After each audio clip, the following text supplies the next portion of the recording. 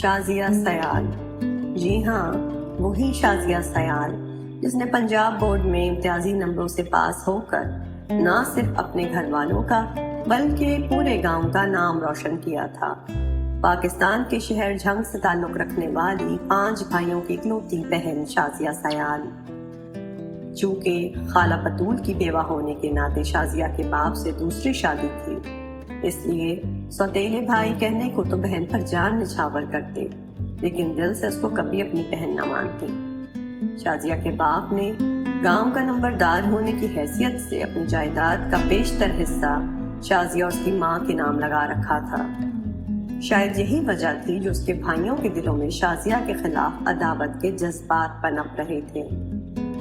لیکن جناب، شازیہ ان تمام باتوں سے مبرہ اپنی سکھیوں کے ساتھ برگد کے پیڑوں سے لٹکی پینگوں پر جھولتے اور دل میں نئی امنگیں لیے جوانی کی دہلیز تک آن پہنچی تھی۔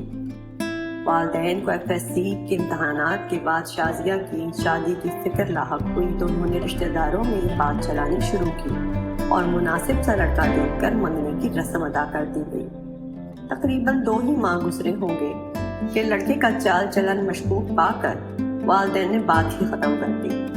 آخر کو سیالوں کی لڑکی تھی، ذہین ہونے کے ساتھ ساتھ ہیر کی طرح خوبصورتی بھی اسے ورثے میں ہی ملی تھی۔ تاہم ایک رشتہ ختم تو دوسرا دروازے پر کھڑا ہو گیا۔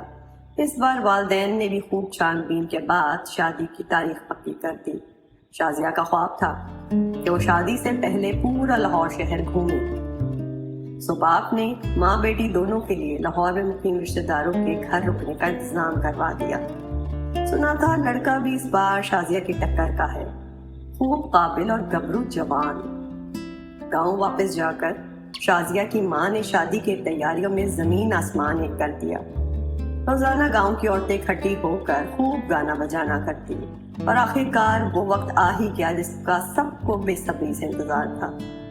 مہندی کی رات تھی اور اگلے ہی دن شازیہ کی رخصتی۔ رات کے پہر ماں اپنی لاڈلی کے ساتھ ایک ہی بستر پر کھلی فضا میں تھکی ماندی سو رہی تھی۔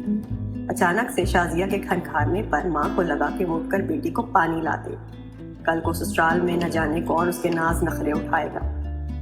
اس خیال سے وہ اپنی بیٹی کے لیے ہاتھ میں پانی کا گلاس تھامے جو ہی پلٹی، اس کو کسی آدمی کا عکس دیوار پھلانگتا نظر آیا۔ بطول خالہ نے گھر کے مردوں کو جگانے کے لیے ایک زوردار چیخ مار کر جیسے ہی بتی جلائی، مہندی سے بھرے ہاتھوں والی دلہن کے گلے سے خون بہہ رہا تھا۔ یہ دل دہلا دینے والا منظر جس نے بھی دیکھا اس کے لیے سمجھو یا قیامت کی گھڑی ہوگی۔ کوئی بدبخت شازیہ کی شہرہ کی کاٹ گیا تھا۔ شازیہ نے تو عین موقع پر دم توڑ دیا۔ بھلا بتاؤ، جس گھر سے ڈولی اٹھنی تھی وہاں سے جنازہ اٹھا۔